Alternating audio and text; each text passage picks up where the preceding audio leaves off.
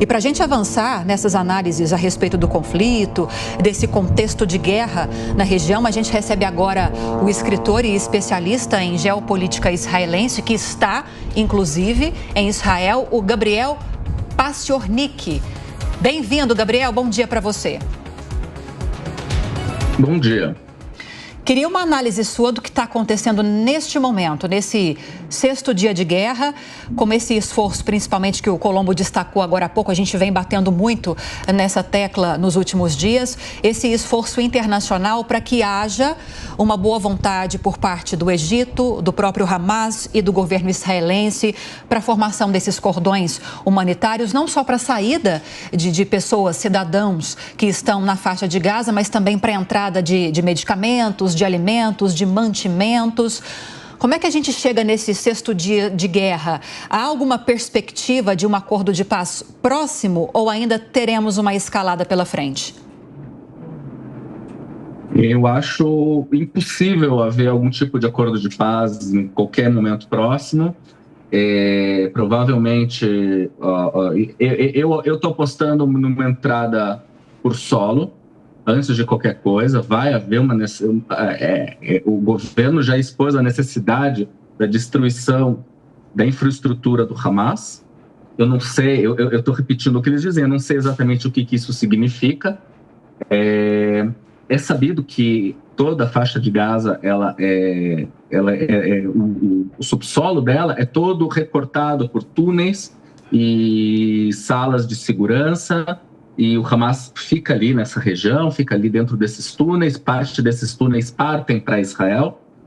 Na guerra de 2016, houve uma tentativa de achar esses túneis e destruí-los. Aparentemente, alguma coisa ainda sobrou, porque até ontem ainda houve incursões dentro de Sderot e em regiões da faixa de Gaza, ao redor da faixa de Gaza. E então, se coloca a possibilidade de fazer uma incursão em terra para tentar resolver essa questão, para tentar diminuir o poderio bélico do Hamas, significativamente, antes ainda de começar a se falar de um cessar-fogo. Gabriel, bom dia. Obrigado pela entrevista aqui para a Jovem Pan. Eu queria saber como é que foram esses últimos dias para você. Onde é que você estava no sábado e como é que as coisas correm aí em Israel desde então? Hoje, por exemplo, quinta-feira já, vocês ainda percebem algum risco aí em Israel? Você fala com a gente de onde exatamente? De que cidade, Gabriel? Nesse momento, eu estou em Herzliya, que é uma cidade que fica a 20 minutos ao norte de Tel Aviv, e que normalmente ela é bastante segura em termos bélicos, quando há algum conflito. Tanto que, quando eu ouvi a primeira sirene, isso era sábado, 6h27 da manhã, eu ouvi a primeira sirene, eu tinha certeza que se tratava de algum engano, ou às vezes o sistema realmente sofre algum tipo de abalo, ele não funciona direito. Mas nós cumprimos de acordo com o protocolo, saímos para um quarto seguro. E no caso do meu apartamento eu não tenho quarto seguro, porque é um prédio muito velho. Então a recomendação é ir para as escadarias. E lá nós nos encontramos com todos os outros vizinhos, assustados, perguntando o que está acontecendo. Todos nós abrimos o celular e começamos a ler as notícias, percebendo que sim, era de verdade. E sim, é muito maior, e que era muito maior do que parecia. Porque a gente via que tinha um ataque em toda a costa de Israel, Tel Aviv, de Netanya ao norte até Ashdod, acho que lá no sul. E aí ficou claro que se tratava de alguma coisa muito séria. Normalmente, quando a gente chega nessas circunstâncias em que você já tem um ataque diretamente em Tel Aviv, não falo nem um ataque de foguetes ali perto, a gente percebe ao longo das semanas, ao longo dos dias, que há um aumento de tensão, há alguma coisa que está acontecendo dentro da faixa de Gaza que exige a atenção do Hamas, que eles precisam fazer algum tipo de pressão sobre, às vezes, alguma transferência de pagamentos que vem do Catar, às vezes é alguma necessidade de impor algum recado sério, quando, por exemplo, algum tipo de provocação. Mas dessa vez não houve nada. Passou semanas já que não há um escalonamento da situação em Gaza, muito pelo contrário, estava havendo aumento de pessoas com autorização para trabalhar em Israel, um aumento da entrada de dinheiro na faixa de Gaza, e não parecia que nós estávamos em direção a nenhum tipo de confronto. Então foi uma surpresa total e completa. Ao longo daquele dia houve mais outra sirene aqui na minha região, e as imagens que a gente começou a receber pelo celular e começou a entender que a dimensão da coisa era muito, muito, muito maior do que jamais imaginado. Gabriel, e é impressionante, falando nessas imagens que vocês receberam aí, obviamente, para quem está na região e está recebendo essas imagens, o impacto é muito maior, mas aqui o tempo todo, durante toda a cobertura que a gente está fazendo, a gente tem imagens ao vivo da faixa de Gaza e os bombardeios não param. A gente começou um dia relativamente tranquilo, até comentávamos aqui, eu e Colombo, que parecia que aqui é feriado, mas como se lá também fosse, porque os bombardeios não estavam acontecendo por volta de 6h30 da manhã aqui, no horário de Brasília, 6 horas à frente lá, lembrando aí para nossa audiência.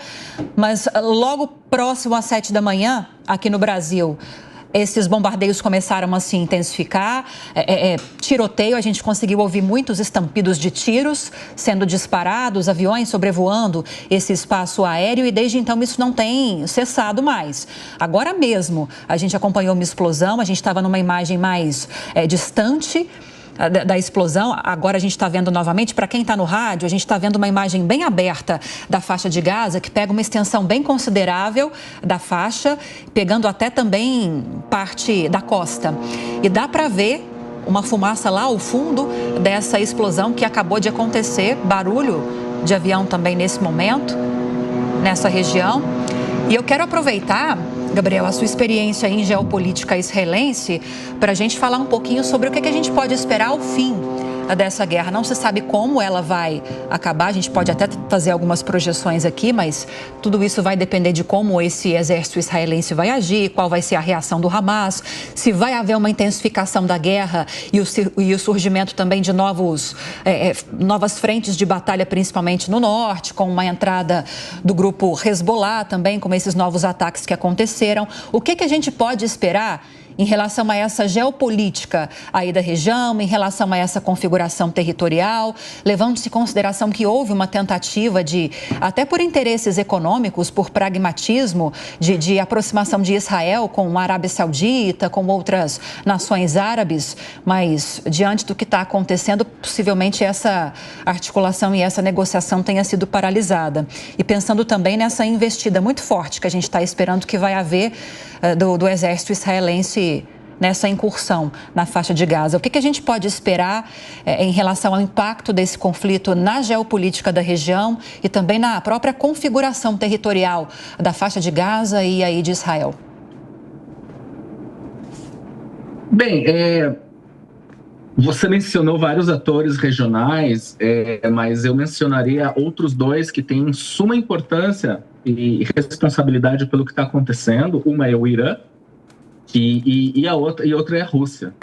A Rússia tem sido apontada como sendo uma dos responsáveis pelo fornecimento de armas para o Hamas nas últimas semanas, a fim desse conflito atual. Isso não há uma prova cabal disso, mas é uma circunstância bastante boa para a Rússia, em termos geopolíticos, que esse conflito se arraste. Ele tira o foco da guerra na Ucrânia, ele dificulta a relação entre o Ocidente e a Arábia Saudita, e isso faz com que a premissa da baixa do preço do petróleo, que é essencial para a Rússia, não se concretize. E isso é fundamental para eles. Então, esse é o primeiro ator que é importante falar a respeito. O segundo é o Irã, que é um dos jogadores que mais teria a perder com um contato entre Israel, o Ocidente e a Arábia Saudita. Então, vai depender muito de como esses jogadores vão agir. Os Estados Unidos já têm uma posição clara, a Europa está, aos poucos, exprimindo um posicionamento parecido com os Estados Unidos, que é o de façam o que vocês têm que fazer. É mais ou menos isso, que é quase uma carta branca para Israel reagir ao que aconteceu nesse sábado e no domingo. E a espera, como você mesma disse, do que vai acontecer na fronteira norte. Eu não seria muito otimista a respeito de entender qual é a estratégia de Israel, qual é o endgame de Israel nessa jogada toda, justamente porque nós temos um governo que se recusou a... Veja, é um governo de direita, e o Bibi sempre declarou ser de direita e de não tolerar a presença do Hamas e a forma como o Hamas age. Mas, na prática, apesar daquelas incursões, uma vez a cada 2 anos, depois de algum tipo de atrito, apesar dessas incursões, nunca houve um grande ataque a fim de desmantelar o Hamas da forma como ele expunha para o eleitorado dele. Eu não sei como é que ele vai se sair dessa vez. Dessa vez o jogo é diferente. Dessa vez aconteceu algo muito, muito, muito mais sério que trouxe ele para essa guerra. E eu não sei como é que ele vai reagir. Ele tem um gabinete de segurança novo agora, que cá entre nós ainda não tem um respaldo legal. A gente não sabe exatamente qual vai ser a relação entre esse gabinete novo e o trâmite que deve ser feito para resolver, para aprovar as medidas de ataque do Exército. Então a gente não sabe como é que vai ser esse jogo também. Nós temos um governo de extremíssima direita. São pessoas que têm uma visão bem clara do que deve ser feito com a faixa de Gaza. Eles estão no governo. Eu não acredito que eles tenham grande influência agora. Se vocês quiserem, depois eu posso expandir a respeito da política interna de Israel e a respeito da falta completa de apoio que o Bibi e o governo têm da população. Mas no governo eles estão, e não é possível nesse momento entender qual é a força que eles têm, qual é a capacidade que eles têm nesse momento de ditar o que o Exército vai fazer. Eu queria aproveitar esse gancho, então, já que você deixou a bola pingando, para te perguntar, ontem anunciaram um gabinete de crise com a oposição, né, para aumentar, para fazer com que o primeiro-ministro tenha maioria, né, e consiga, durante a guerra, avançar no legislativo sem oposição formal ou oposição que lhe provoque problema político. A formação desse gabinete de crise, com gente da oposição chegando, significa apoio político em que medida para o primeiro-ministro Benjamin Netanyahu? Eu diria que é exatamente o contrário. Esse gabinete novo, ele veio para Deixa eu tentar deixar um pouco mais clara, a situação é um pouco complexa. Até o início desse conflito, o Benjamin Netanyahu sofria de extrema impopularidade. A tentativa dele de fazer o golpe judicial estava capengando. O país estava em polvorosa, haviam protestos todas as semanas de uma quantidade enorme de pessoas, às vezes mais de 300 mil pessoas na rua. Nós estamos falando de um país de 9 milhões de pessoas, com constância toda semana, durante 9 meses. E quando começou o conflito, o governo certamente não se sentia legítimo o suficiente para fazer um movimento mais agressivo na faixa de Gaza. O exército precisa disso, os soldados precisam saber que há um respaldo do governo, há alguém responsável pelo que está acontecendo, com um plano, com alguma coisa para avançar. E as críticas somavam-se, e as primeiras horas do conflito mostraram que o governo está numa situação muito, muito desprivilegiada. Eles não conseguiram agir de forma rápida o suficiente.